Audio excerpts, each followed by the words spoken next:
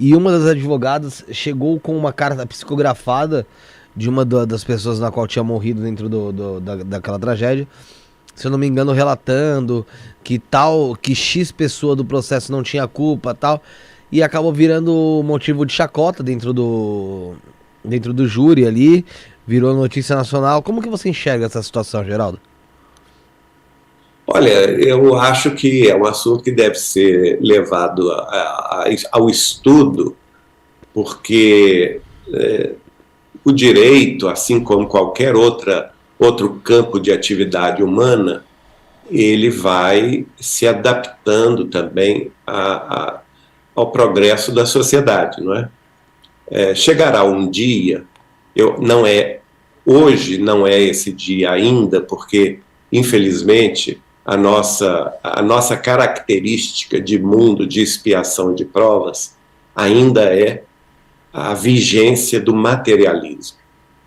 Mas o próprio Chico Xavier previa que até meados deste século XXI será provada, cientificamente falando, a existência do mundo espiritual, dos vários planos de vida após a morte do corpo físico.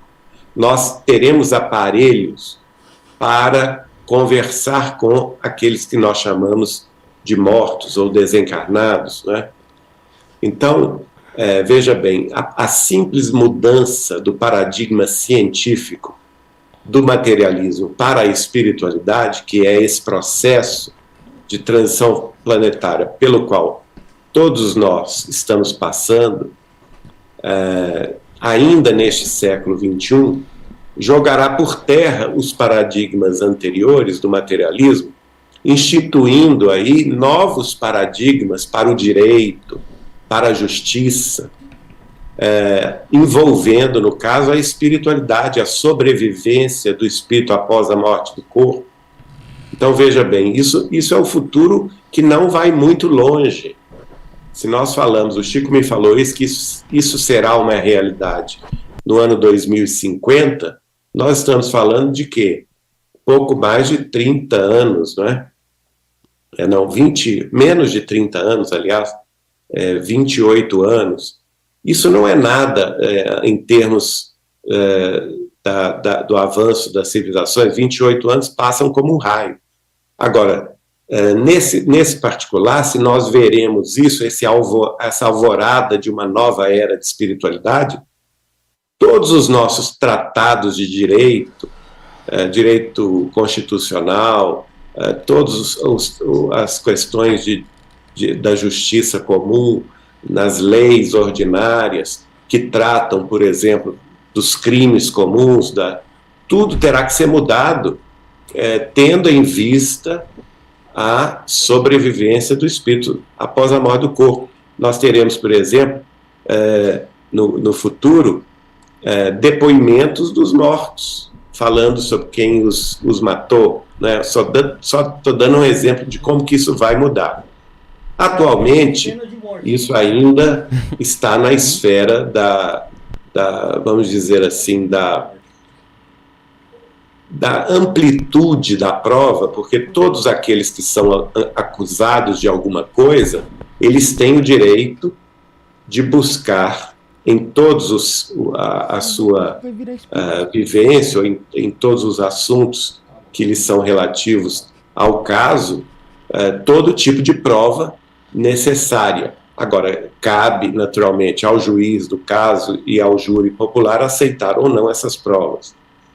No caso específico de cartas psicografadas, que eu tenha conhecimento, o Chico Xavier colaborou com 6 casos, em Goiânia, no Mato Grosso, em Minas Gerais, em São Paulo e no Mato Grosso do Sul. Em Goiás, aliás, né, não Goiânia. Nesses estados, ele recebeu também um caso no Paraná, que inclusive eu participei dessa recepção, dessa mensagem, de um rapaz que havia se suicidado.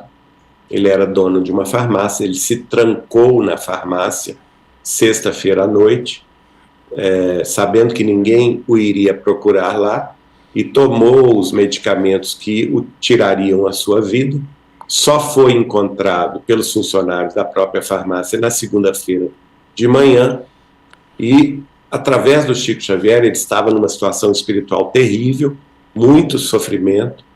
Através do Chico Xavier, ele escreveu uma carta muito comovente, pedindo aos pais que estavam presentes lá no Grupo Espírita da Prece, em Uberaba, que retirassem o processo criminal contra a noiva dele. Eles estavam acusando a noiva de assassinato. E ele provava por A mais B que nada, que não tinha nada disso, que ela não tinha nenhuma participação. E ele contava, através do Chico Xavier, todos os detalhes com os quais ele programou a própria morte, né?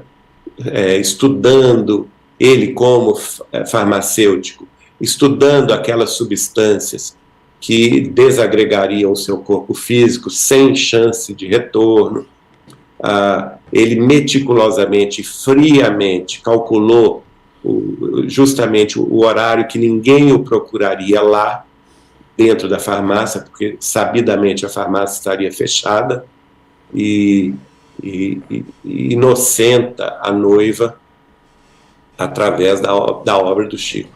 Esta mensagem depois foi publicada em livro, editada pelo Grupo Espírita Emmanuel GEM de São Bernardo do Campo. Entendi. E colaborou para que essa família, que estava naturalmente muito sofrida, não é? A mãe dele, quando o Chico começou, eu me lembro disso, quando o Chico começou a ler a mensagem, a mãe dele quase que caiu de joelhos ali, abraçando-se ao pai dele. E ele então revela que a farmácia que ele estava tomando conta estava numa situação que beirava a falência, e ele, não querendo, ele era filho único, não querendo ser um perdedor, vamos dizer assim, diante do pai, acabou tomando a infeliz decisão de matar-se, sem pensar nas consequências terríveis que isso lhe causaria, porque ele fala que o sofrimento que ele teve depois da morte foi sobejamente aumentado pela própria decomposição do corpo físico, pelo sofrimento, e mais ainda, exacerbadamente aumentado ao ver injustamente que a própria noiva estava sendo acusada de um assassinato que não cometera. Entendi. Eu ou você? É realmente sofrimento muito grande, Geraldo.